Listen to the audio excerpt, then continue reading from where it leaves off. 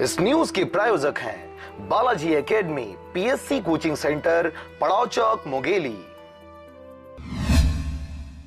जिला रोजगार विभाग द्वारा एक दिवसीय प्लेसमेंट कैंप का आयोजन बुधवार को किया गया था।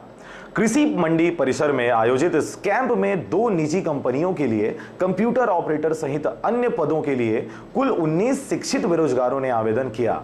जिला रोजगार विभाग द्वारा इस प्रकार के कैंप के माध्यम से जिले में लगभग 400 बेरोजगारों को रोजगार का अवसर प्रदान किया जा चुका है।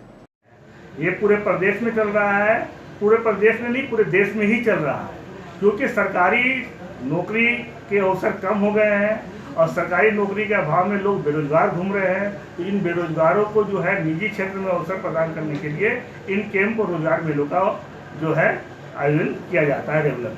अभी तक तो जो प्लेसमेंट कैंप हो गया है, करीब 400 लोगों को हम लोगों ने नौकरी दे दी है और आज जो है इस कैंप में जो है अभी 19 लोगों की रिपोर्ट आ गई है।